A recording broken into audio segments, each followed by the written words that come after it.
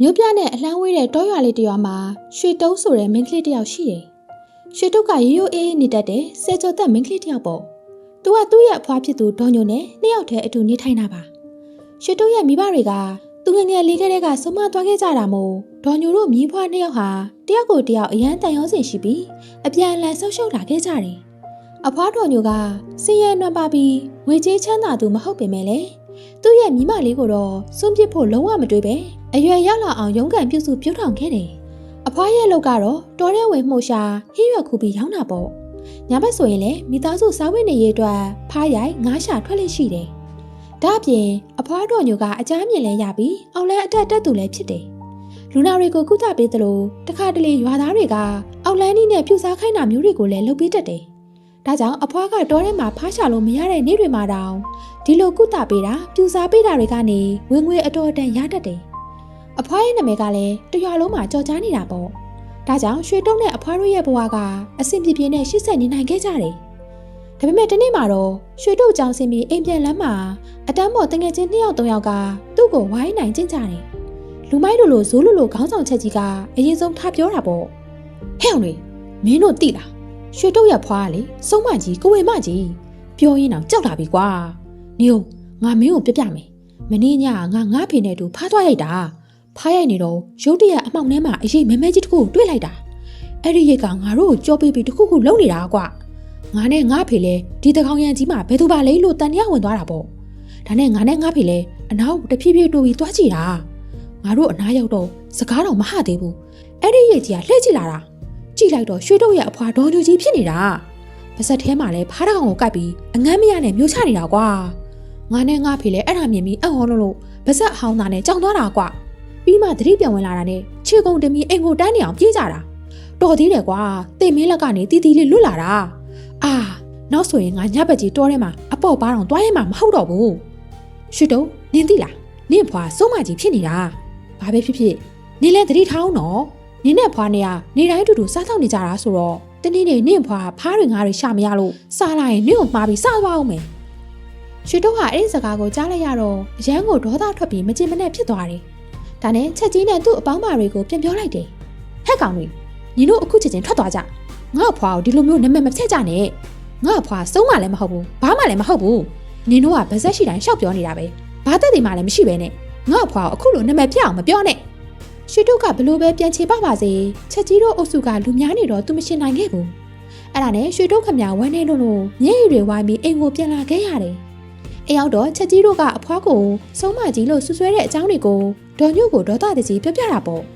့ဒေါ်ညိုကမြင်းမလေးရဲ့စကားကိုနားထောင်ပြီးတော့ချော့မော့ပြောရှာတယ်ရွှေတုတ်လေးရဲ့မြေသိပ်မတွေးပါနဲ့အဲ့ဒီကလေးတွေကလူလေလူလွတ်နေမှုပါစတဲ့ရှိရာရှောက်ပြောနေကြတာသူတို့ပြောတာတွေကိုစိတ်ထဲမထားပါနဲ့မြင်းလေးရဲ့ဒါပေမဲ့ဖွားရဲ့သူတို့ကအဖွားကိုစုံမကြီးလို့ပြောနေကြတာလေမြင်းရဲ့ဖွားကိုအခုလိုလာပြောတာကိုမြင်းတကယ်မကြိုက်ဘူးရွှေတုတ်ကအယံဝမ်းနေပြီးတရှုံရှုံနဲ့အကြာကြီးငုံနေတာပေါ့ဒေါ်ညိုလည်းဒါကိုမြင်တော့ညီမလေးကိုတနာပြီးစိတ်မကောင်းဖြစ်သွားတယ်ဒါကြောင့်နေုံပေါ့မကြခင်အားလုံးကောင်းသွားမှာပါဆိုပြီးမိမလေးကိုချောမော့နေခဲ့တယ်နောက်တစ်နေ့မနေ့ရောက်တော့ရွှေတုတ်ကကျောင်းကိုပုံမှန်အတိုင်းသွားခဲ့တယ်ဒါပေမဲ့ဒီနေ့မှာတော့လူစိုးကောင်းဆောင်ချက်ကြီးတယောက်ကျောင်းမတက်တာကိုသတိထားမိလိုက်တယ်အတမိုက်ဆရာမကအတန်းလေးကိုဝင်လာပြီးပြောလိုက်တယ်ကလေးတို့သိပြီးကြပြီလားဒီနေ့ချက်ကြီးကျောင်းမလာနိုင်တာကလေချက်ကြီးဆုံးသွားပြီကွာဟင်ချက်ကြီးကဘာဖြစ်လို့လဲဆရာမမနေ့ကတည်းက तू ကပါဇက်တရမ်းနေသေးတာပဲဘလို့လို့တည်သွားတာလဲဆရာမရဲ့အေးလီချက်ကြီးကဘာအကြောင်းရင်းမှမရှိပဲရုတ်တရက်ကြီးတည်သွားတာကွဒီမနေ့တည်းသူမိဘတွေကဆရာမစီအကြောင်းကြားလာတယ်ချက်ကြီးကဘိုက်ထဲကနေအရမ်းနာတယ်ဆိုပြီးအော်ဟစ်နေတာစေးုံတော့မပို့လိုက်ရဘူးအဲ့ဒီတည်းလဲကျသွားပြီးအသက်ထွက်သွားတာတဲ့ဘာကြောင့်လဲဆိုတာဘယ်သူမှမသိကြဘူးဒီတင်းကရွာထဲမှာတောမီနောင်တို့ပြန့်နှံ့သွားတော့တာပေါ့ရွာသားတွေကလည်းတယောက်တစ်ပေါက်နဲ့ဝိုင်းပြောကြတာကချက်ကြီးကအဖွားတော်ညူရဲ့ပြူစားတာကိုခံလိုက်ရတာအဖွားတော်ညူကဆုံးမမို့လို့ချက်ကြီးရဲ့အသေးအမြစ်တွေကိုစားပစ်လိုက်တာကြောင့်အခုလိုအသက်ပြောက်သွားရတာဆိုပြီးတော့ပေါ့ချက်ကြီးဘာလို့တည်လဲမင်းတို့သိလားချက်ကြီးတည်သွားတဲ့အကြောင်းရတော့ရွှေတုတ်ရဲ့အဖွားတော်ညူတွားပြီးဆုံးမကြီးဖားအစိမ့်လိုက်စားတဲ့အဖွားကြီးဆိုပြီးတွားစားနောက်ခဲ့လို့လေအဲ့ဒါကိုရွှေတုတ်ကသူ့ဖွားကိုပြန်တိုင်းတော့အဖွားကြီးကဒေါသထွက်ပြီးပြူစားလိုက်တာတွေ့လားအခုတော့ချက်ကြီးတည်ပြီလေဟာကြောက်စရာကြီးကွာငါတို့ရွာထဲမှာစုံမကြီးရှိနေပြီလားမသိဘူး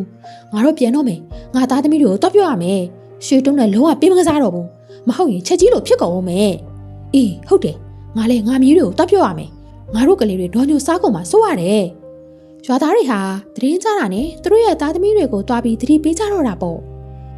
့ဟေးမင်းသိလားရွှေတုံးရဲ့အဖွာဆုံးမကြီးကွာချက်ကြီးရဲ့အသေးမြစ်တွေကိုစားပစ်လိုက်တာတေးရောကြောက်စရာကြီးကွာမြေးလေကြောင်းသွားရင်ရွှေတုံးနဲ့ဝေးဝေးမှနေနော်မဟုတ်ရင်သူ့အဖွာမင်းကိုပါလာစားလိုက်မယ်အဖွာကြီးကအောက်လန်းတက်တွေလှုပ်ရင်းနဲ့အတက်ကကိုယ့်ကိုပြန်စားပြီးဆုံးမကြီးဖြစ်သွားတာဖြစ်ရမယ်ရွှေတုံးလမ်းလျှောက်လာရင်အဲ့ဒီစကားတွေကိုကြားလိုက်ရတော့စိတ်ထဲမှာအယမ်းကိုစိတ်မကောင်းဖြစ်သွားတယ်ဒါပေမဲ့နောက်တစ်မျိုးပြန်တွေးကြည့်တော့လေအေးလေ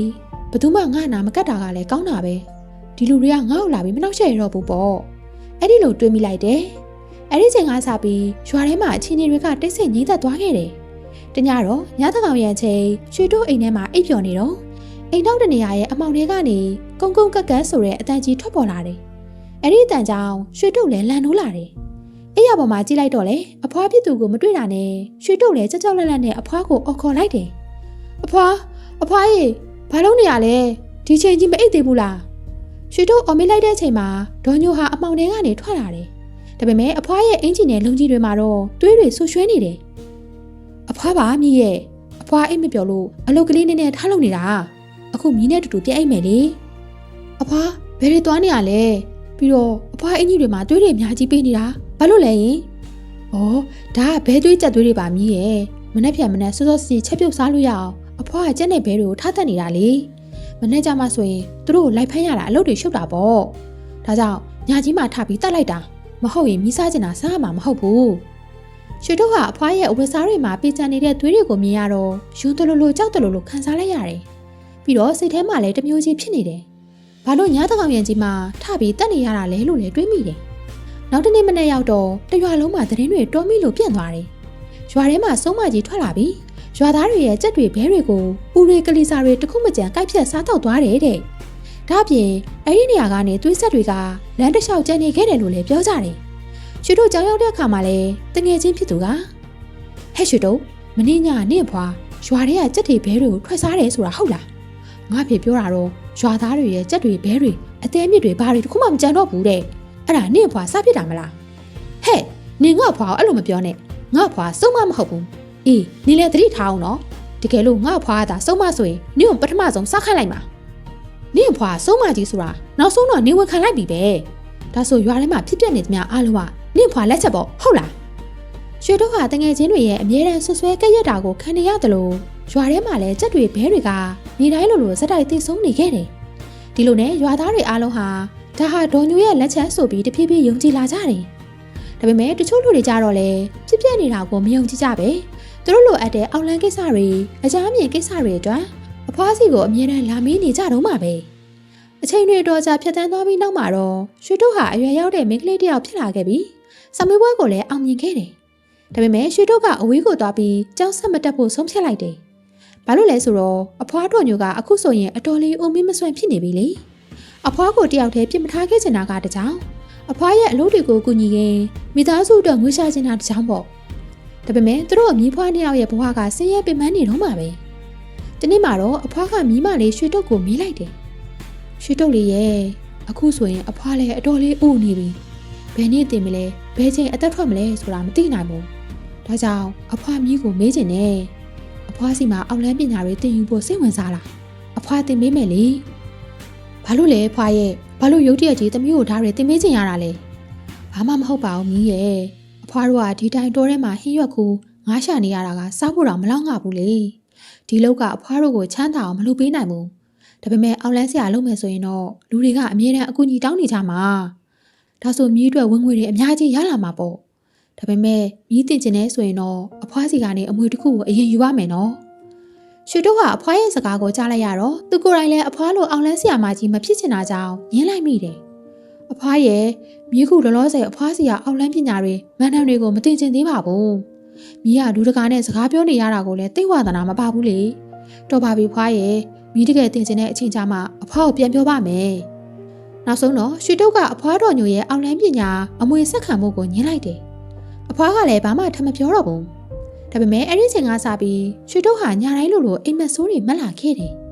အိမ်မက်ထဲမှာတော့ရွှေတုတ်ဟာခါကုန်းကုန်းမျက်နှာကမဲမောင်ပြီး မျက်တွင်းတွေဟောက်ပတ်ဖြစ်နေတဲ့အဖွားဟိုကြီးတယောက်ကိုမြင်ရတယ်။အဲ့ဒီဖွားဟိုကဟောင်းနှဲဆုပ်ပြတ်နေတဲ့အဝတ်ဖြူကြီးကိုဝတ်ထားပြီးတဟားဟားနဲ့ခြောက်ချားစရာကောင်းရည်နေတတ်တယ်။ပြီးတော့ရွှေတိုးရဲ့နာမည်ကိုတတွတ်ခေါ်နေပြီးကြောက်စရာကောင်းတဲ့မျက်လုံးကြီးတွေနဲ့စိုက်ကြည့်နေတယ်။အဲ့ဒီအိမ်မက်ဆိုကြီးကြောင့်ရွှေတိုးတယောက်အရန်ကိုကြောက်လန့်သွားတာပေါ့။ကြောက်လန့်လန့်နဲ့ဖျားစာတွေကိုရှင်းနောက်ပြောင်းပြန်တွေပါအသေးအတန်ရွတ်နေမိတယ်။အဲ့ဒီလိုနဲ့ကြောက်စိတ်တွေကြောင့်ရွှေတိုးတယောက်ပြက်အိတ်လို့မရတော့ပဲတုံတုံရင်ရင်နဲ့လက်အုပ်ချပြီးဖျားစာတွေကိုပဲရွတ်ဖက်နေရင်မိုးလင်းသွားတော့တယ်။နောက်တနေ့မနက်မှာတော့ရွှေတိုးဟာသူမြင်ခဲ့တဲ့အိမ်မက်ဆိုကြီးเจ้าကိုအဖွားတော်ညိုကိုပြပြတယ်။အဖွားမင်းညမီးမက်တဲ့အိမ်မက်ကတကယ်ကိုကြောက်စရာကြီးဖွားရဲ့။အော်အိမ်မက်ဆိုတာအိမ်မက်ပဲပေါ့မီးရဲ့။အာယုန်နဲ့ထည့်မနေပါနဲ့။ခေါင်းချောက်ခံပြီးစဉ်းစားမနေနဲ့တော့။ဟာအဖွားကလည်းမိဘတွေမက်တယ်ဆိုတာတော့အဖွားကမမေးတော့ဘူးလား။အေးဒါဆိုလည်းပြောပါဦးမိဘတွေမက်လို့လေ။အိမ်မက်ထဲမှာတကယ်ကိုကြောက်စရာကြီးဖွားရဲ့။ဒါနဲ့မီးစဉ်းစားနေတာမီးတို့အိမ်မှာဘာလို့ဖျားစင်မရှိတာလဲ။ဖျားစင်းလို့တော့တဆူတော့ရှိတဲ့နေမဟုတ်ဘူးလားအဖွား။အိုးမရှိပါဘူးမီးရဲ့ငါတို့အိမ်မှာဖျားရှိလို့မဖြစ်ဘူးအဖွားအောင်လန်းပညာတွေအတတ်ပညာတွေနဲ့လူဆိုတော့ဖျားနဲ့မတည့်ဘူးမီးလေသတိထားငါတို့အိမ်ကိုဖျားတွေဘာတွေယူမလာနဲ့နော်မဟုတ်ရင်အဖွားရဲ့ပညာတွေပြတ်ကုန်လိမ့်မယ်အဖွားရဲ့စကားကိုကြားတော့ရွှေတုံလည်းဘာမှထပ်မပြောတော့ပဲနေလိုက်တယ်ဒါပေမဲ့နောက်ပိုင်းညတွေမှာလည်းရွှေတုံဟာအဲ့ဒီလိုထူးဆန်းတဲ့အိမ်မက်တွေကိုပဲဇက်တိုက်မနေခဲ့ရတယ်တရက်ထက်တရက်အိမ်မက်တွေကပိုပြီးကြောက်စရာကောင်းလာတာပေါ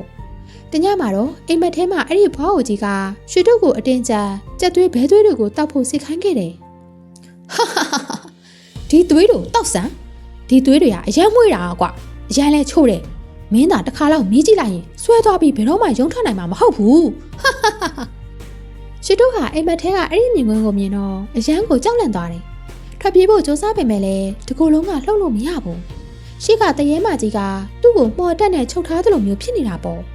့နောက်ဆုံးမှာတော့ရွှေတုတ်ဟာချွေးတွေဆွဆွဲပြီးလန်နိုးလာခဲ့တယ်ဒီတခါတော့ရွှေတုတ်တကယ်ဆက်ပြီးတီးမခံနိုင်တော့ဘူးအဲ့ဒါနဲ့အဖွားတော်ညိုကိုတွားပြီးအသေးအတန်နှိုးတော့တာပေါ့ဒါပေမဲ့ရွှေတုတ်ဘလောက်ပဲအော်နိုနိုဘလိုပဲလှုံနိုနိုအဖွားတော်ညိုကလုံးဝသတိမရပဲတုတ်တုတ်မှမလှုပ်ဘူးနောက်တနေ့မနေ့ရောက်တော့မှအဖွားတော်ညိုဟာရုတ်တရက်ကြီးဖျားနာပြီးလဲသွားတယ်ဟဲအဖွားရဲ့ဒီလောက်တောင်အသေးအတန်ဖျားနေတာစီကံတော့ပြအောင်နော်မြည်လိုက်ဖို့ပေးပါမယ်။အိုးငါဘယ်မှမသွားဘူး။နေငါ့ကိုအတင်းမတိုက်တွန်းနဲ့ရွှေတုတ်။မသွားလို့မဖြစ်ဘူးလေဖွားရဲ့။အဖွားသိလား။မင်းညအဖွားအိတ်နေတာတကူလုံးတောင့်တင်းနေတာပဲ။ကြီးလေအရန်လန့်သွားတာပဲ။အဖွားတည်သွားပြီလားလို့တောင်ထင်မိတာ။ဖွားစီကံတော့ပြအောင်ပါနော်။ဒီတိုင်းကြီးအိတ်ပြီးဖျားနေလို့မဖြစ်ဘူးလေ။အဖွားသာတခုခုဖြစ်သွားရင်ညီဘသူနဲ့နေရတော့မှလေ။ရွှေတုတ်ကကြောက်လဲကြောက်စိတ်လဲပူပြီးညရည်တွေဝိုင်းကပြောနေတာကိုမြင်တော့အဖွားတော်ညိုလည်းသူ့မိမလေးကိုအတော်လေးတနာသွားရှာတယ်။ဒါပေမဲ့လည်းညီဖြစ်သူပြောသလိုစီကံသွားဖို့ကိုတော့လုံးဝသဘောမတူခဲ့ဘူး။ညရောက်တော့ရွှေတုတ်ဟာထုံးစံအတိုင်းအိတ်လို့မရပြန်ဘူး။အိတ်လိုက်ရင်မမဲကြောက်စရာအိမ်မဆိုးတွေကိုလည်းကြောက်နေတယ်။ဖျားနေတဲ့အဖွားကိုလည်းစိတ်ပူနေတာပေါ့။ဒေါ်ညိုကသူ့မိမလေးစိတ်မအေးဖြစ်နေတာကိုမြင်တော့လှမ်းပြောလိုက်တယ်။ရွှေတုတ်လေးညီဒီညတော့အခန်းထဲဝင်ပြီးအိတ်တော့နော်။ညီအေးစစ်စစ်အိတ်ပြောအောင်အိတ်လိုက်ပါညီအိတ်လို့မရဘူးဖွားရဲ့ညီဖွားကိုစိတ်ပူတယ်နောက်ပြီးအိတ်လိုက်ရင်လည်းအဲ့ဒီကြောက်စရာအိမ်မက်ဆိုးကြီးကိုထပ်မှတ်အောင်ပါအဲ့ဒါကြောင့်ညီမျက်စိမိတ်ဖို့ကိုကြောက်နေတာအဖွားပေးမှပဲမိုးလင်းအောင်စောင့်ပေးတော့မယ်မရဘူးဒီညတော့ညီဘလို့ပဲဖြစ်ဖြစ်အိတ်ပြောအောင်အိတ်ရမယ်ညီရတာအဖွားကိုတကယ်ချစ်တယ်စိတ်ပူရဲဆိုရင်အိတ်ပြောအောင်အိတ်ပါမဟုတ်ရင်တော့အဖွားဆက်ပြီးအသက်ရှင်နေနိုင်တော့မှာမဟုတ်ဘူးအဖွားကလည်းဘာလို့အဲ့ဒီလိုပြောနေရလဲညီအိပ်ပြော်နေတော့အဖွားဖျားတွေတက်လာရင်ဘယ်သူကကြည့်ပေးမှလဲ။အိုးဘာမှမဖြစ်ပါဘူး။ငါတက်တာနေပါပြီ။တွားရတော့ဒါနဲ့တခုတော့မှတ်ထားနော်။ဒီညမြည်ဘာတွေပဲတည်တည်ဘာတွေပဲမြင်ငြိမ်လေးပဲနေရမယ်။လုံးဝစကားမဟနဲ့။ဘာမှလည်းကြောက်မနေနဲ့။အဖွားကိုမသေးစေချင်ဘူး။အဖွားမင်းသားထွက်မသွားစေချင်ဘူးဆိုရင်အဖွားပြောတဲ့အတိုင်းလုပ်ရမယ်။နားလဲလား။ဟုတ်ကဲ့ပါဖွား။ဒါဆိုမြည်သွားရတော့မယ်နော်။တခုခုဆိုရင်မြည်ကိုအော်ခေါ်နော်။ရွှေတုတ်ကအဲ့ဒီလိုပဲပြန်ပြောလိုက်တယ်။ဒီညမှာဘာတွေဖြစ်လာမလဲဆိုတာသူလုံးဝမသိခဲ့ဘူး။ညတကောင်ရဲ့အချိန်ရောက်တော့ပတ်ဝန်းကျင်တစ်ခုလုံးပုံမှန်ထက်ပိုပြီးတိတ်ဆိတ်ခြောက်ခြားနေတာပေါ့။ရွှေတုတ်ကလည်းညပေါင်းများစွာကောင်းမအိတ်ခဲ့ရတော့အရန်ကိုအိတ်ငိုက်ပြီးနှုံးကြည့်နေပြီးအဖွားကိုဘလောက်ပဲစိတ်ပူနေပါစေ။နောက်ဆုံးမှာတော့မျက်ခုံတွေကနီးလန့်လာပြီးအိပ်ပျော်သွားခဲ့ရပြန်တယ်။ပြီးတော့ရွှေတုတ်အိမ်မက်ပြန်မှတ်တယ်။ဒီတစ်ခါမှလည်းအရင်ကအဖွားကိုကြီးကိုပဲထပ်တွေ့ရတာပေါ့။အဲ့ဒီအဖွားကတနာစရာအော်ဟစ်ငိုကြွေးရင်ရွှေတုတ်ကိုအတင်းတောင်းပန်နေတာ။ရွှေတုတ်လေးရဲ့အဖွားကိုမြင်းနဲ့အတူခေါ်ထားပါနော်မြင်းသာအဖွားကိုလက်ခံလိုက်မယ်ဆိုရင်မြင်းဘာလိုချင်ချင်းအဖွားအကုန်ပေးမယ်မြင်းဖွားကိုခေါ်ထားလို့မဖြစ်ဘူးဖွားရဲ့ အခုတော့မြင်းနဲ့အဖွားတော်ညိုနှစ်ယောက်တည်းတော်တော်ရုန်းကန်နေရတာမြင်းတို့အိမ်ကလည်းအရန်ဆင်းရဲတာအဖွားသိတာပဲတကယ်ကိုခေါ်ထားလို့မဖြစ်လို့ပါအဖွားရဲ့တောက်မှန်နေနော်ရွှေတုတ်ကအဲ့ဒီလိုညှင်းလိုက်တော့အဖွားကိုကြီးကချစ်ချင်းဆိုသလိုဒေါသတွေထွက်လာတော့တာပဲစောစောကတနာစရာပုံစံကနေကြောက်စရာကောင်းတဲ့ပုံစံကြီးပြောင်းသွားပြီးဒေါသတကြီးအော်ပြောလိုက်တယ်ငါမင်းကိုဒီလောက်စောင့်ကြည့်ပြီးတီးခံလာတာမင်းကငါ့ကိုလက်မခံဘူးပေါ့လေဒါဆိုလဲသိပြီတော့ပြပြဆဆနဲ့အဲ့ဒီတရေမကြီးကရွှေတုတ်ရဲ့လက်ပင်ကိုအတင်းခုန်ညစ်တော့တာပဲ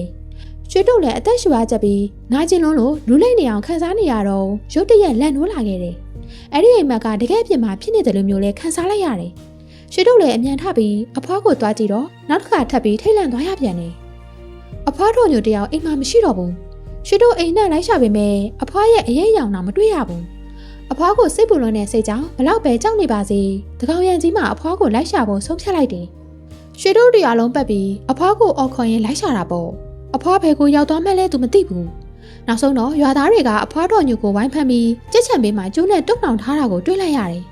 အဲ့ဒီချိန်မှာအဖွားရဲ့ပုံစံကတော့စုံမကြီးအစ်စ်ဖြစ်နေပါပြီတကူလုံးမှလည်းကြက်သွေးဘဲသွေးတွေနဲ့ဆူရွှဲနေတာပေါ့ရွှေတုတ်အဲ့ဒီမြင်ကွင်းကိုမြင်လိုက်ရတော့အံ့ဩလုံးလုံးပါဇက်ကြီးအဟောင်းသားနဲ့ဘာပြောရမှန်းတော့မသိတော့ဘူးကျမအဖွားကိုမလုပ်ကြပါနဲ့အဖွားကိုလွတ်ပေးကြပါအဖွားကနေမကောင်းဖြစ်နေတာပါဘာလို့အဖွားကိုဒီလိုမျိုးဖမ်းဆီးပြီးနှိပ်စက်နေကြတာလဲဟဲ့ရွှေတုတ်မြင်ပြီလားနင့်အဖွားစုံမကြီးဖြစ်နေတာငါတို့ရဲ့ကြက်တွေဘဲတွေအကုန်ကုန်အောင်ခိုးစားနေတာအခုထိနင်ကနင့်အဖွားဘက်ကကောက်ွယ်ပေးနေသေးတာလားကျမအဖွားစုံမကြီးဆိုတာအခုမှသိတာပါဒါပေမဲ့တောင်းပန်ပါတယ်အဖွားကိုအဲ့ဒီလိုမလုပ်ကြပါနဲ့နော်ရွှေတုတ်မင်းဘလောက်ထိလောကကြီးကိုအကောင်းမြင်နေအောင်ပါလဲအမှန်တရားကိုလက်ခံစမ်းမင်းဖွားစုံမကြီးပဲသူ့လွတ်ပေးလိုက်ရင်ရွာသားတွေရောမင်းရောဘယ်သူမှဘေးကင်းမှာမဟုတ်ဘူးအခုစားစရာကြက်ဘဲတွေရှိနေသေးလို့ပေါ့ဒါတွေကုန်သွားရင်နွားတွေကျွဲတွေကိုထပ်စားအောင်ပါအဲ့ဒီထပ်ပိုးဆိုးလိုက်ရင်ငါတို့ရဲ့အသေးအမြစ်တွေကိုတော့လာစားအောင်ပါကွာဒါပေမဲ့ကျမဖွားရွာသားတွေကိုဒုက္ခမပေးဘူးလေကြက်ဘဲတွေမသေးတာလဲနှိမ့်နှက်ချီနေပြီအခုမှဖြစ်တာပါဘာပဲဖြစ်ဖြစ်အဖွားကိုမနှိပ်စက်ကြပါနဲ့အဖွားနာကျင်မအောင်ကျမမကြည့်ရဘူးရွှေတုတ်ခမသူ့ရင်ထဲမှာကြောက်လဲကြောက်စိတ်လဲရှုပ်ထွေးနေပေမဲ့သူ့ဖွားကိုတော့အတတ်နိုင်ဆုံးကာကွယ်ပေးနေရှာတယ်နောက်တစ်နေ့မနေ့ရောက်တော့ရွာသားတွေကအဖွားတော်ညိုကိုဖုန်ကြီးချောင်းခေါ်သွားပြီးအနီရကင်ပရဲရည်တွေလောင်းချကြတာပေါ့နေ့ဘက်ရောက်တော့အဖွားတော်ညိုကပုံမှန်အတိုင်းအားရင်ကုန်ခန်းနေတဲ့လူမမာကြီးဖြစ်သွားပြန်တယ်ရွှေတုတ်ကလည်းသူ့ဖွားကိုကြည့်ပြီးအရန်ကိုစိတ်ပူနေတယ်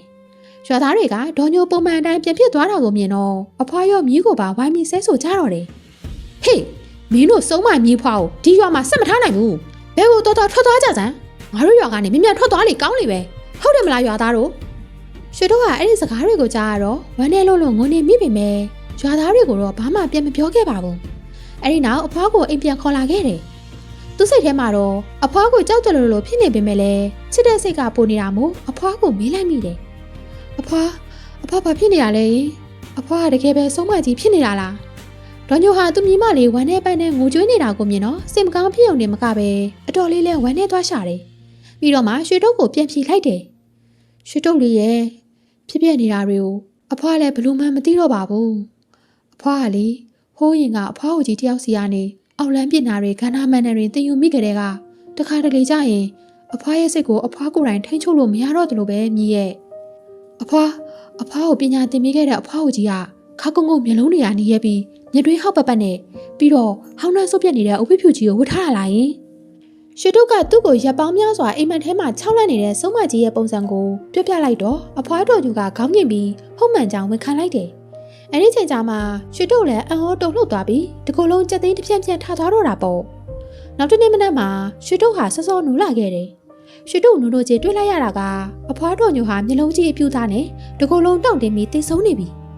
ရွှေတုတ်ဟာအဖွားရုပ်တရက်ကြီးဆုံးမသွားတာကြောင့်အသေးအတန်ငိုကြွေးပြီးအယံကိုဝမ်းနဲ့ပူဆွေးခဲ့တယ်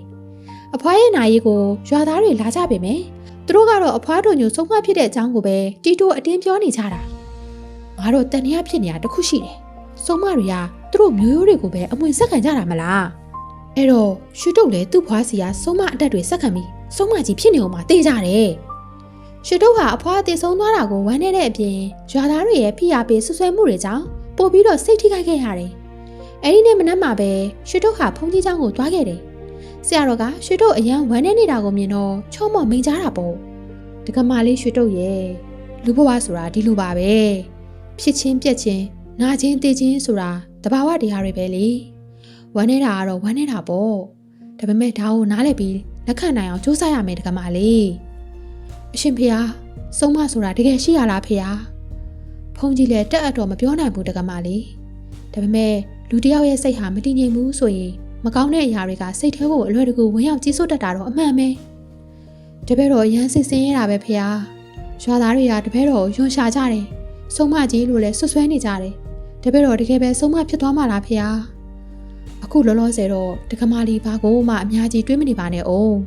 တကမာလီရဲ့စိတ်ခံစားချက်တွေအရင်လှုပ်ရှားစောတခါတက်နေတဲ့အချိန်မှာငါတို့မျက်စိနဲ့မမြင်ရတဲ့မကောင်းတဲ့အရာတွေကစိတ်ကိုဝင်ရောက်ကြီးဆိုးသွားနိုင်တယ်ဒါမှမဟုတ်ရင်လည်းတကယ်တမ်းဘာမှမရှိပဲတကမာလီရဲ့စိတ်ကပဲအကြောက်တရားတွေနဲ့ပုံဖော်ပြီးကိုခြောက်လန့်နေတာလည်းဖြစ်နိုင်တယ်ဒါဆိုတပည့်တော်ဘာဆက်လုပ်ရမလဲဖေဟာတပည့်တော်ဒီရွာမှာဆက်မနေချင်တော့ဘူးရှိစုမဲ့စုတူတဲ့တော့ဖွားကလည်းဆုံးသွားပြီအမျိုးဆွေဆိုလို့လည်းတရားမှမရှိတော့ဘူးဘာလို့ရမလဲမသိတော့ပါဘူးဖေဟာဒီလိုလုပ်မလားတကမာလေးမျိုးကြီးပြကြီးကိုသွားပြီးအခြေချနေထိုင်ကြည့်ပါလားပတ်ဝန်းကျင်အသက်တိုးတက်တဲ့နေရာတစ်ကိုပြောင်းလဲကြည့်တာပေါ့အဲ့ဒီမှာလူတွေကဒီလိုအယူဆတွေကိုသိမယုံကြည်ကြဘူးလေကိုလိုကိုပဲအာရုံစိုက်ကြတာတကမာလေးရဲ့စိတ်သာခိုက်မှမယ်ဆိုရင်ဘယ်ရာကမှတကမာလေးရဲ့ကိုယ်ခန္ဓာနဲ့စိတ်ဝိညာဉ်တွေကိုဝင်ရောက်ဆွတ်ဖက်နိုင်မှာမဟုတ်ဘူးစကားဆုံးမှာတော့ဆရာတော်ကသူ့ရဲ့ကိုယ်ပိုင်အလှငွေအချို့ကိုရွှေတို့ကိုကန့်ပစ်လိုက်ပြီးမြေတားရှိထားကမိန်ကြားလိုက်ပါတယ်ဒါကဖုန်းကြီးရဲ့အလှငွေအချို့ပါယူထားလိုက်ပါတကယ်တော့ဖုန်းကြီးနဲ့တကမာကြီးတို့ညိုကငယ်တငယ်ချင်းတွေလေဒါကတကမာလေးရွှေတို့ကိုစင်ရဒုက္ခတွေကနေလွတ်မြောက်အောင်ကူညီပေးတယ်လို့ပဲမှတ်ယူလိုက်ပါဒီရွာမှာသာဆက်နေနေရင်တကမာလေးရဲ့စိတ်တန်ရာတွေကတကမာလေးကိုပြန်တိုက်ခိုက်ပြီးဒီမှာနေလို့ရတော့မှာမဟုတ်ဘူးအဲဒီနောက်မှာတော့ရွှေတို့ဟာအင်ကိုပြန်လာပြီးမြို့ပေါ်မှာအလုပ်ရှာဖို့အဝတ်ထည်တွေတင်ဆက်ခဲ့တယ်ဒါပေမဲ့သူ့ကိုတစုံတစ်ယောက်ကစိုက်ကြည့်နေသလိုမျိုးခန်းစားချက်ကြီးကတော့ရှိနေတော့မယ်ထားလိုက်ပါတော့လေရှေ့မှာဘာတွေပဲကြုံရရင်ဆိုင်ရမှာပဲဆရာတော်ပေးတဲ့ငွေနဲ့ဆိုရင်ရက်တော်ကြအသုံးခံမှာပါငါဘွားနဲ့ငါစိတ်တက်ကိုစူးစမ်းပြုပြင်အားလုံးပြန်ကောင်းလာမှာပါအဲ့ဒီလိုကိုအားပေးလိုက်တယ်နောက်ဆုံးမှာတော့ရွှေတို့ဟာမီးအောင်ဆုံးနေကားတွေနဲ့စီကားလာတဲ့မြို့ပြကြီးတွေကိုရောက်ရှိလာခဲ့တယ်လူတွေဟာကိုလုံးနဲ့ကိုရှုပ်နေကြတာမြင်တော့ရွာကအခြေအနေနဲ့လုံးဝကွဲပြားခြားနားနေတာပေါ့ညနေသကောင်တော့မှကားတွေကမပြတ်တမ်းသွားလာနေကြတာဆရာတော်မင်းကြားခဲ့တယ်လို့ပါပဲဒါကြောင့်ရွှေတို့ရဲ့စိတ်ခံစားချက်တွေလည်းတဖြည်းဖြည်းပြောင်းလဲလာပြီးဆုံးမအကြောင်းတွေနဲ့တခြားစိတ်ညစ်စရာတွေကိုမေ့ပြောင်းလာနိုင်ခဲ့တယ်မကြခင်မှာပဲရွှေတို့ဟာစားစရိတ်နဲ့ဝန်ထမ်းအိမ်ယာအခမဲ့ပေးတဲ့ကုမ္ပဏီတစ်ခုမှအလုပ်ရခဲ့တယ်အဲ့ဒီမှာကုမ္ပဏီကလုံဖော်ကိုင်းမဲ့အသက်တူတူတငယ်ချင်းတစ်တွေနဲ့ခင်မင်ခွင့်ရခဲ့ပြီးရွှေတို့ရဲ့ဘဝဟာအလုပ်ခွင်မှာအရန်ကိုပျော်စရာကောင်းလာခဲ့တယ်ဒီလိုနဲ့ရွှေတို့ဟာဒီကုမ္ပဏီမှာအလုပ်လုပ်ရင်2နှစ်3နှစ်လောက်ကြာလာတဲ့အခါမှာတော့ရွှေတို့တယောက်ကုမ္ပဏီရဲ့အကြီးအကဲဖြစ်တဲ့ကိုစီသူဆိုတဲ့လူငယ်လေးနဲ့ချစ်ကြိုက်သွားခဲ့တယ်နောက်ဆုံးမှာတော့သူတို့နှစ်ယောက်ဟာလက်ထပ်ထိမ်းများပြီးလင်းမယားအဖြစ်မျိုးကြီးပြကြီးမှာပဲစုံနေတရေတွေအကြောင်းတွေးဖို့စရာမလိုတော့ပဲပျော်ပျော်ရွှင်ရွှင်နဲ့ဘဝကိုအတူတူဖြတ်သန်းသွားကြပါတော့တယ်